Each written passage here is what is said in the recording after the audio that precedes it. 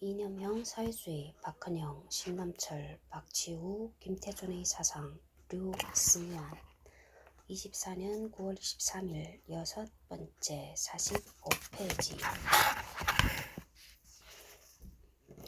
선인한국학 연구총소 朝鲜前期捕虎政策研究김동진 220쪽 25,000원 개항 110년 해륙의 도시 군산의 과거와 미래 김종수, 김민영 외 268쪽 18,000원 식민지 조선과 제국 일본의 지방제도 관계법령 비교 자료집 고려대학교 한국사연구소 일제시대사 연구실 916쪽 65,000원 마오쩌둥 스탈린과 조선전쟁沈志华 최만원 역沈志华著최만원 역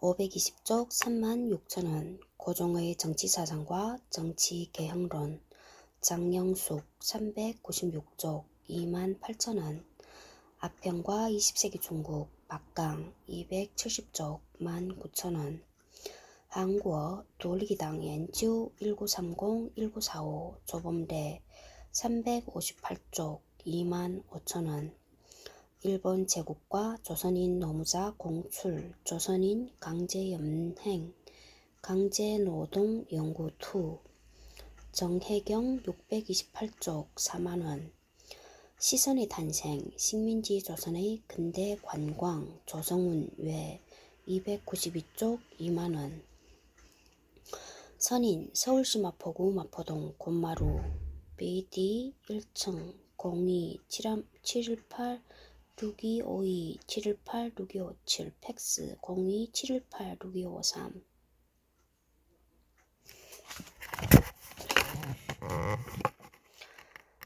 45페이지 제5장에서는 해방 직후 발표된 조선공산당 중앙위원회의 조선민족문화건설의 노선 잠정안을 중심으로 민족문화건설론을 분석하였다. 해방공간의 민족문화건설론은 일제하에서 제기된 조선학 수립론과 방법론적 연속성을 가지고 있다. 조공그룹은 조선민족문화건설의 노선 잠정안과 그에 입각한 실천을 통해서 사회주의적 근대기획을 가장 구체적으로 실천하였다. 민족문화건설은 사회주의적 근대기획의 핵심 목표인 통일독립국가 수립의 유력한 방법인 동시에 목적이다. 즉, 그들이 구상했던 인민의 새나라에서 중요한 내용이었다.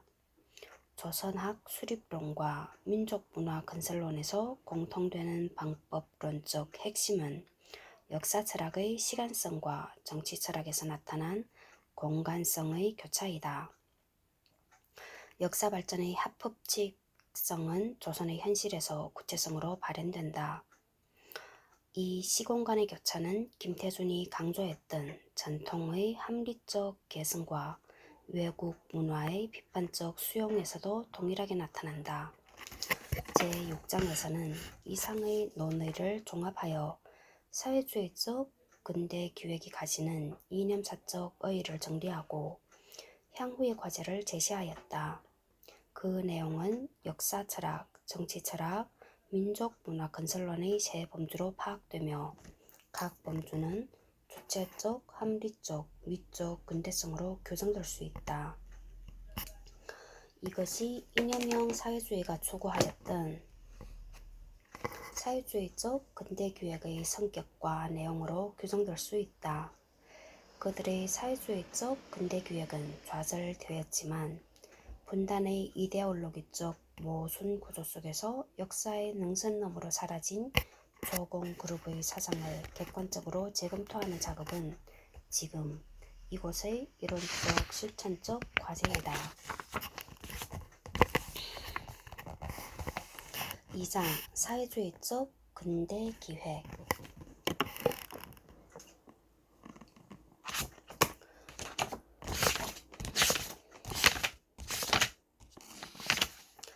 47페이지 1절 식민지의 자본주의 근대기획 49페이지 2절 조선의 사회주의적 근대기획 63페이지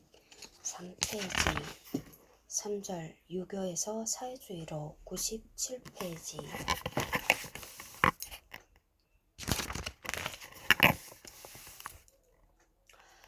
49페이지 제2장 사회주의적 근대기획 1절 식민지의 자본주의적 근대기획 49페이지 1 전통과 근대의 전환 49페이지 식민지 근대성 비판 55페이지 자본주의적 근대기획의 문제점 59페이지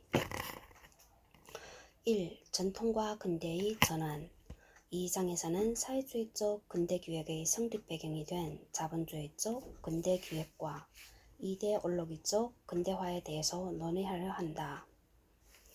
이 책에서 사용하는 자본주의적 근대기획의 개념은 서구가 경험한 근대 부르주아 혁명을 거치지 않고 전통사회에서 자본주의 단계로 발전하기 위한 이행 전략을 의미한다.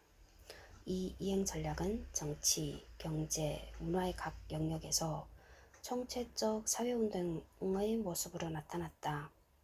사회철학의 영역에서는 일종의 근대 담론 내지 근대 사상이 여기에 해당될 것이며 근대 사상은 다른 영역의 변화를 규정하는 근본적 요소이다. 유럽은 2세기 이상 동안 근대 부르주아 혁명을 거쳐 자본주의적 근대화를 달성하였다. 옛 프랑스 혁명의 영웅들, 그 당파들과 대중은 현대 부르주아 사회를 봉건적 질곡에서 해방시키고 확립한다는 자기 시대의 과제를 실행하였다. 봉건적 지반을 산산조각냈으며 자유경쟁의 발전과 분할된 토지 소유 이용을 비로소 가능하게 하는 조건들, 사슬에서 풀려난 국민의 산업적 생산력을 비로소 사용할 수 있게 하는 조건들을 프랑스 국내에서 창출하였다.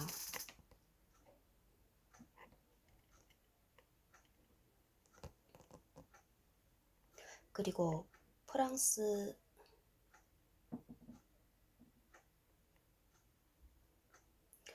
국경 너머에서는 프랑스 부르주아 사회를 위해 그 사회에 어울리고 또한 시대에 어울리는 환경을 유럽 대륙에 마련하는 데 필요한 도처에서 봉건적 형태들을 일소하였다. 1. 50페이지 1. 칼 막스 최인호요 루이 보나파르트의 브류메르 18일 막스 앵겔스 자작선집 2 박종철 출판사 1992 288쪽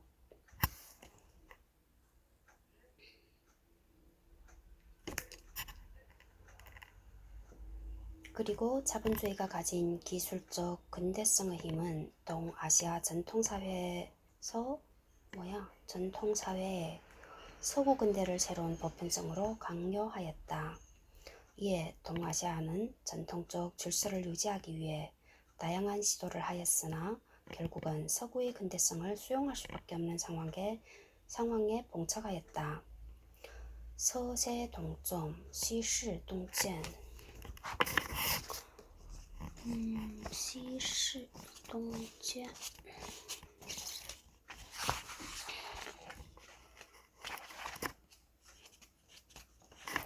서양 세력을 서양 세력을 차차 동쪽으로 옮긴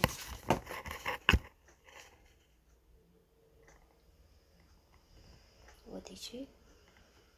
여기 서양 세력을 차차 동쪽으로 옮긴 서세 동점의 정체는 유럽 부르주아 혁명의 재현, 짜이엔을 기다려주지 않았다. 고망 도전, 쭈왕 도춘의 길은 부르주아 혁명 없이 압축적으로 유럽 자본주의가 이룩한 기술적 근대성을 성취하는 것이었다. 이것은 동아시아 지식인의 입장에서는 부르주아 혁명을 거치지 않고 쭈왕 전통사회에서 자본주의로 이행하기 위한 전략, 투준을 의미하는 것이다. 전략 도전을 의미하는 것이다. 이렇게 읽어야 되나?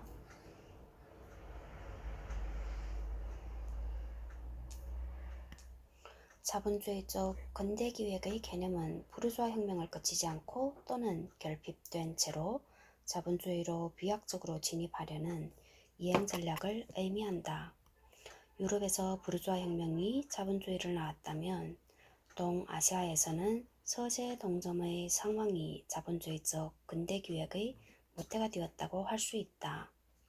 이를 제국과 식민의 관계 속에서 말하자면 서양 근대를 세계사적 보편성으로 설정하고 서구적 가치규범을 식민지 사회에 강요하는 제국의 논리와 이 논리를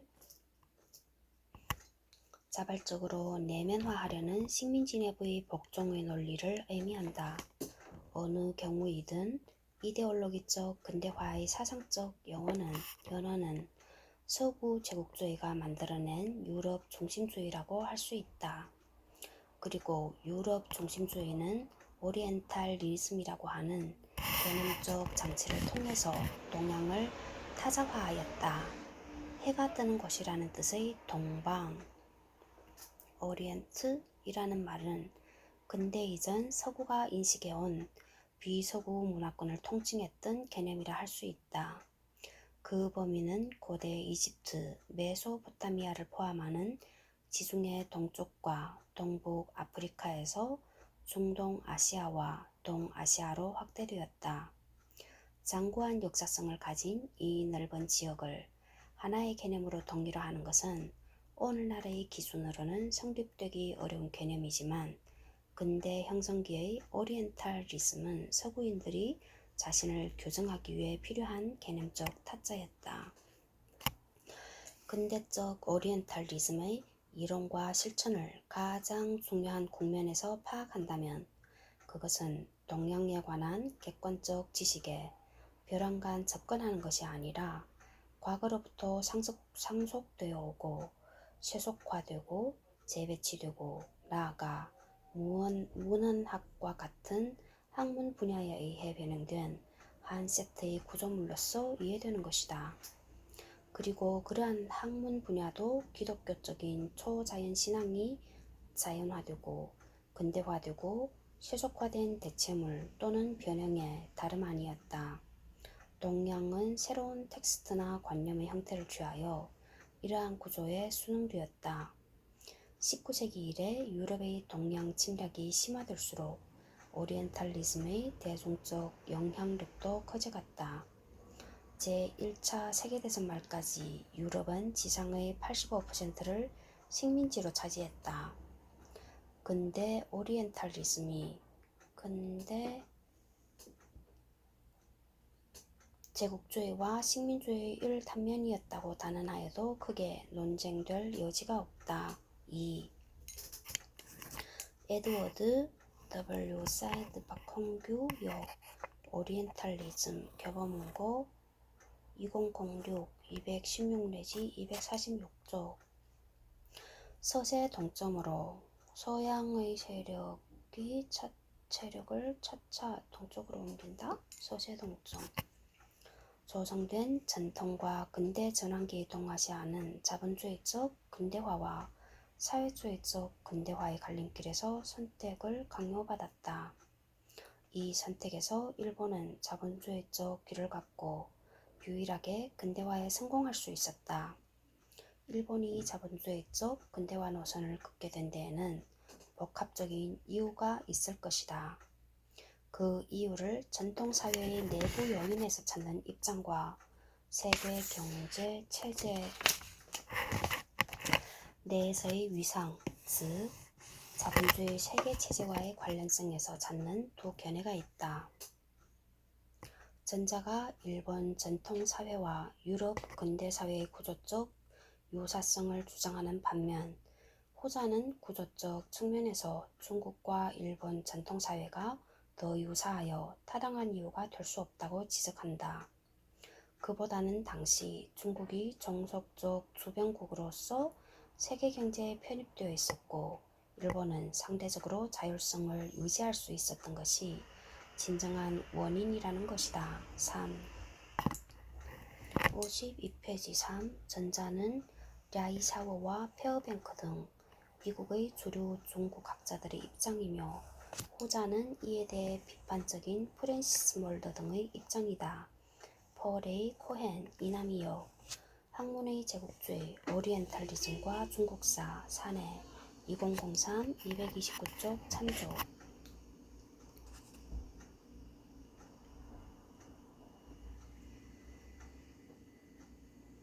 전자의 입장은 식민지 근대성을 긍정하는 이데올로기적 근대화 담론으로 볼 수 있다. 세계경제 체제론은 이에 대한 비판이다. 그런데 세계경제 체제론의 입장은 해방 공간에서 이미 실증적으로 인식되고 있었다. 1900년에 약국 루어고의 정치 문제에 교묘히 잠입하려는 차종 즈중의 방법의 가장 현저한 예는 서구 국민이 점차 중국으로 하여금 그 자신의 부채를 증가시켜간 방식이다. 진화는 진화는 만약 장래 그 국내에 있는 가공 원료를 조직화하고 그리고 개발할 것에 전폭의 노력을 기울이지 않으면 어언간에 거의 반신불수의 재정 상태가 이 나라로 하여금 서구의 정치적 노예로 됨에 이를 것이다. 일본은 이것에 반하여 국내 문제에 대한 간섭의 기회를 열강해 줄 것을 주의 깊이 회피하고 있다. 일본의 공채는 그렇게 다액의 것은 아니고 1899년 외채를 제외하면 거의 전부가 국내채이다. 4에 대한 해석 52페이지 4 파울 S. 라인슈 강지원요 근대 식민지 정치론 백양당 1948 121쪽. 일본 근대화 성공의 원인을 사상사적 측면에서 본다면 유럽 중심주의의 주체적 내면화라고 할 수 있다. 쇠국에서 문명 개화로 일본이 사상 전환을 단행한 가장 큰 계기는 서구의 과학기술과 군사력이 보여준 기술적 근대성에 대한 인정이었다고 할 수 있다. 52페이지 5 이시카와 이조 이시시川이조 왜 요라고 했네. 조명철 여 시川요난 막부 말기 유신의 국가 형태에 관한 논쟁을 통해 본 일본 사상 성균관대 출판부 2002 373부터 392쪽 참조. 타라 이쿠런 투어야 루어룬은 자본주의 기술적 근대성을 수용하기 위한 대표적 논리로 볼 수 있다. 명치 유신을 통해 공업화를 달성하는 과정에서 이 논리는 완전한 자기화를 거쳐 타자를 향해 바깥으로 표출되어 조선 침략에 그대로 사용되었다. 어디서 올리지? 6. 53페이지 에드워드 W. 사이드 박홍규 역 오리엔탈리즘 619쪽 참조.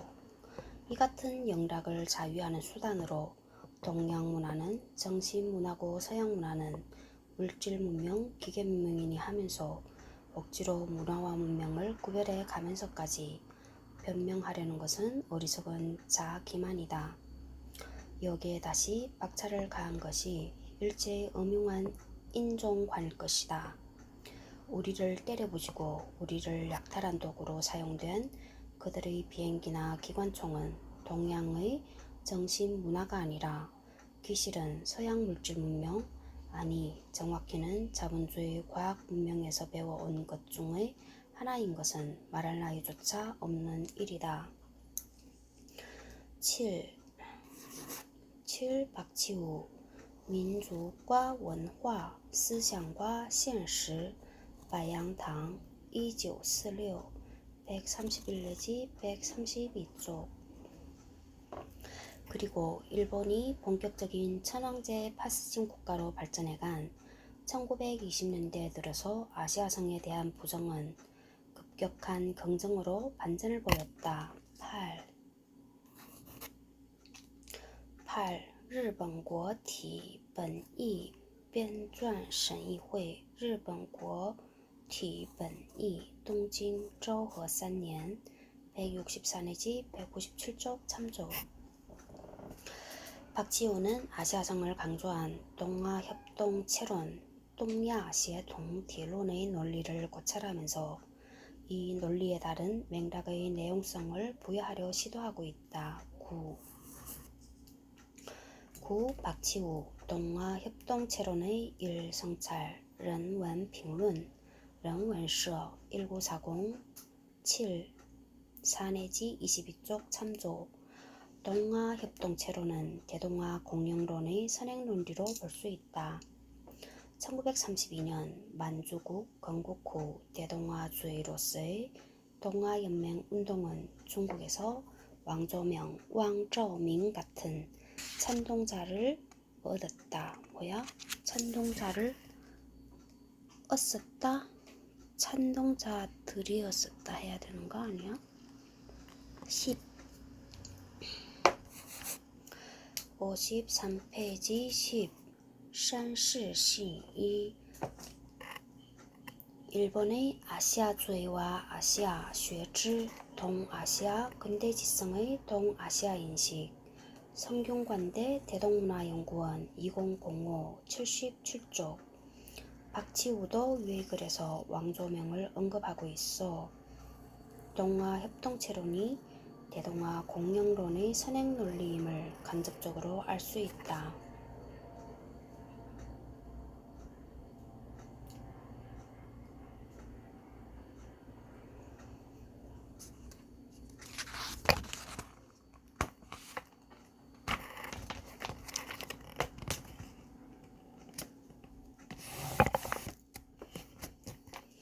이들 논리의 맥락은 당대의 시대적 과제인 근대화를 동양 정신 문명과 서양 물질 문명의 대립을 강조하는 이분법적 논리로서 설명하였다. 아시아성의 극복의 명분 아래에서 일제가 조선에 강요한 문명 개화의 논리는 제국과 식민의 이중적 근대성을 내포하고 있었다. 그 속에서 식민지의 근대화가 진전될수록 민족 주체성은 상실된다. 전통적 지식인 계층은 이를 수용하느냐 대항하느냐의 두 갈래 선택을 강요받고 분열되었다. 이 분열의 밑바닥에는 기술적 근대성과 해방적 근대성의 대립이 차지하고 있다.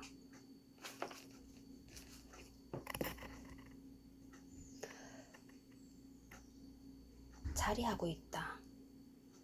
자본주의적 근대 기획은 기술적 근대성이 가진 상대적 해방의 가능성을 절대적 해방으로 제시하는 유토피아적 허위의식이었다. 일제하에서 자본주의적 근대 기획은 대동아 공영론이라는 허위의식으로 나타났다. 이에 포섭된 조선의 전통적 지식인 계층은 제국과 식민의 이중적 근대성을 내면화하면서 반제민족 전선에서 이탈하여 갔다. 3.1운동은 사회주의 수용의 중요한 계기로 볼 수 있다. 3.1운동 후 민족주의자들 앞에는 문화운동으로 나아갈 것인가, 연소, 용공, 독립 노선으로 나아갈 것인가 라는 양자 선택의 갈림길이 놓여 있었다. 11 임경석 3.1운동 전후 한국 민족주의의 변화 역사문제연구 4 역사문제연구소 2004 86쪽. 일부 혁신 요린과 지식인 계층은 식민지 근대화론의 허구성을 인식하고 사회주의를 선택하였다. 3.1운동 2해 전에 성공한 러시아의 볼셰비키 혁명도 중요한 외적 요인이 되었다고 볼 수 있다. 그들의 입장에서 모스크바는 세계 프롤레타리아트 혁명운동의 중심지로서 극동 피아박 민족의 대표자를 환영하고 있는데 워싱턴은 세계의 자본주의적 착취와 제국주의적 팽창의 중심지였다. 12. 위의 글 87쪽. 이러한 인식에 따라 조선의 지식인 계층은 반제민족 해방투쟁과 결합된 사회주의 해방적 근대성을 추구하게 되었다. 이는 이념사적으로 사회주의적 근대기획의 성립 배경이 되었다. 이에 따라 일부 혁신 요림은 비타협적 민족주의에서 사회주의로 사상전환하면서 조선 공산당 결성의 주요한 주체가 되었다. 이런 점에서 자본주의적 근대기획은 사회주의적 근대기획의 대립항이자 이념적 선행태로 평가될 수 있다. 55페이지 2. 식민지 근대성 비판. 식민지 근대성에 대한 비판은 자본주의가 세계사적 보편성이라는 명제에 대한 회의에서 출발한다. 비판에 앞서 먼저 식민지 근대성은 서구 제국주의 시시의 입장에서 서양 세력의 입장에서 바라본 자본주의적 근대 기획으로 정의될 수 있다. 이는 다음 인용에서 잘 묘사되고 있다. 유럽인들은 황금과 노예를 찾았다. 그 누구라도 황금과 노예를 바랄 것이다.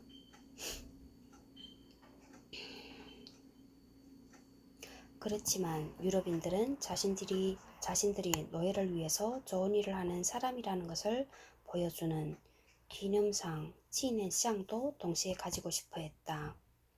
그들은 지혜와 활력이 넘치며 권력마저 가지고 있으므로 그들의 문명의 두 가지 측면을 새롭게 할 수 있었다. 그리고 노예와 기념상을 동시에 손에 넣을 수 있었던 것이다. 13. 55페이지 13. 폴의 코헨, 이남희역, 학문의 제국주의, 오리엔탈리즘과 중국사 288 내지 289쪽.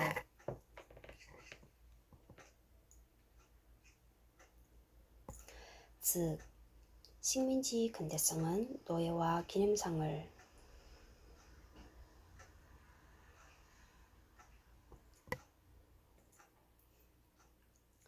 동시에 손에 넣기 위한 제국주의적 근대 담론을 의미한다. 기념상과 노예의 관계는 제국과 식민의 이중적 근대성으로 구조화된다.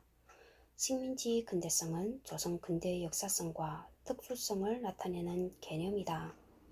이는 식민성과 근대성이 동시에 어울려 있었던 한국의 경험을 설명하려는 분석 틀이다. 14.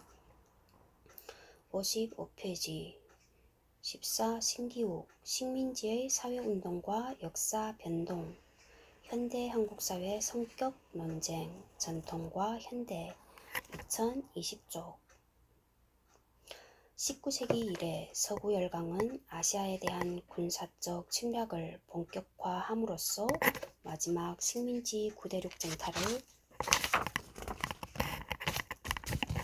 개시하였다.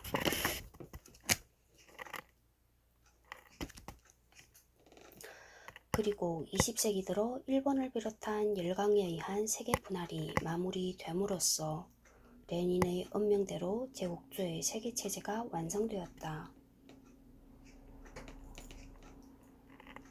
이 세계체제에서 구조화된 제국, 식민의 관계는 기술적 근대와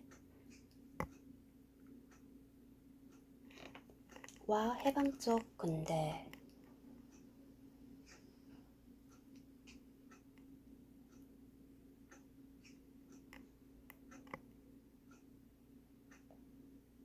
라는 15. 56페이지 15. 이메뉴얼 윌러스틴 배경경력 유토피스틱스 또는 21세기의 역사적 선택들 창작과 비평사 1999 참조 라는 이중적 근대성의 결과로 볼 수 있다. 자본주의의 세계사적 보편성은 제국주의를 의미하며 제국주의는 식민지를 전제로 요청한다. 제국과 식민의 관계는 자본주의 세계체제에서 구조화되었다.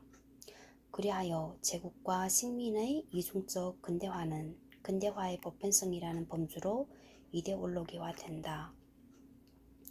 근대 이전 동아시아 전통사회는 일정한 역사적, 문화적 정체성을 공유하고 있었다. 식민지로의 전락은 사상사적 측면에서 전통사상에 대한 단절과 비판을 강제하는 것이었다. 이때 세계사적 보편성의 내용을 무엇으로 설정하는가에 따라 사상적 편차가 생겨나게 된다. 역으로 근대 사상에는 전통 계승과 서구 사조의 수용 문제에 대한 입장의 차이가 들어있다고 볼 수 있다. 식민지로의 전락에 따라 전통 사상의 보편성은 회의에 직면하게 된다. 근대화 이전 동아시아 전통 사회가 공유한 보편성은 일륜적 도덕과 같은 추상적 가치였다. 이에 반해 서구 열강이 제시한 근대화의 보편성은 근대적 국민국가의 법질서와 같은 구체적 규범이었다. 개인의 입장에서 선택 가능한 도덕적 기준과 의무적인 사회적 규범은 차이가 있다. 근대 국가는 모든 개인을 국민으로 만들고 교육, 보건, 직업 등 모든 일상적 영역에서 제도화된 법 규범을 관철하려 한다. 제도화된 법 규범은 사회 구성원 전체에게 일상화된 구체적 보편성이었다. 이는 동아시아 전통사회가 경험하지 못했던 낯선 보편성이었다. 자본주의는 생활 양식으로서의 문화와 그 물적 토대로서의 생산 양식이 통일되어 있다. 즉, 상품과 화폐의 관계에 의해 파생되는 삶의 방식과 그에 따른 가치 체계가 통일되어 있다. 모든 대상을 자기 것으로 만드는 화폐의 속성의 보편성은 57페이지 16 칼 막스 최인호역 1844년의 경제학 철학 초고 막스 앵겔스 저작 선집 1 박종철 출판사 1992 86쪽 자본주의 하에서 일상적 보편성으로 전환된다.转化 구체적으로는 근대적 국민국가라는 틀로서 모든 사회 구성원들에게 규범적으로 강요되는 보편성으로 나타난다. 자본주의 근대세계 체제는 장기의 16세기 1450부터 1650년에서 시작되어 20세기 후반에 완성되었다. 57페이지 17 이메뉴얼 윌러스틴 배경경력 유토피스틱스 또는 21세기의 역사적 선택들 23쪽 참조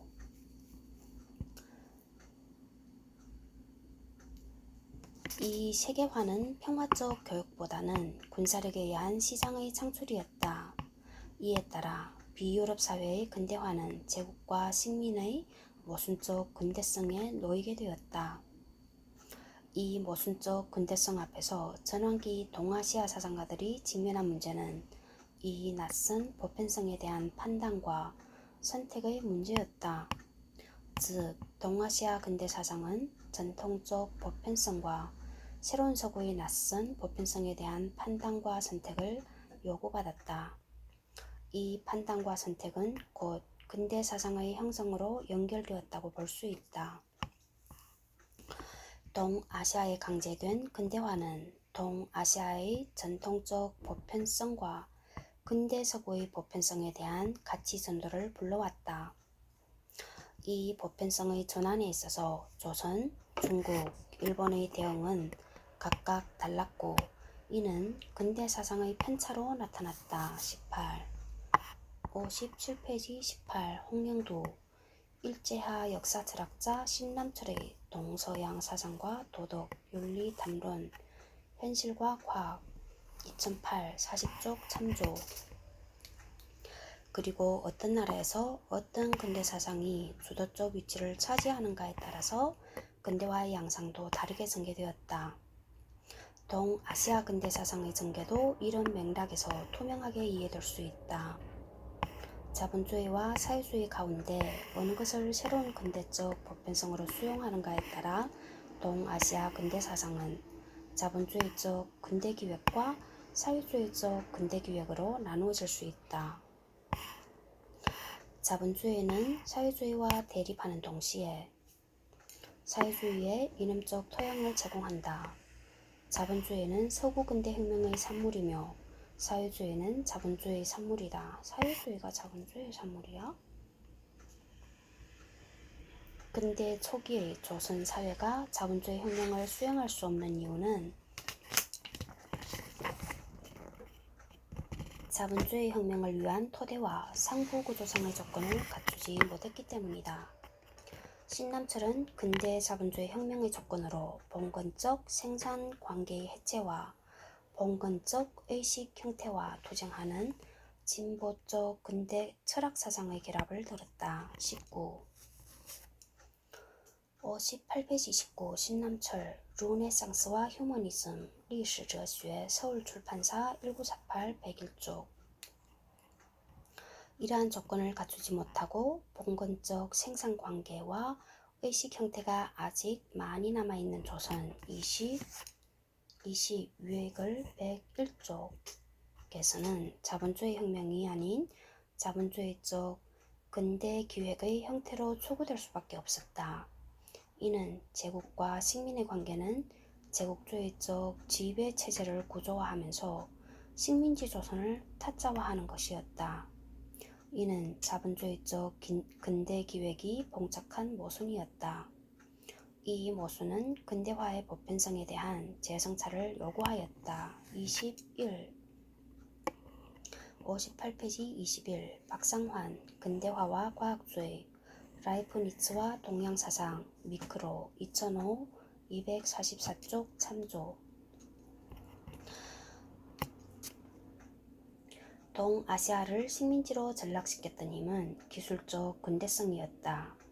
기술적 근대성은 해방적 근대성에 대한 전망과 함께 제시되지만 현실은 침략의 과정으로 전개되었다.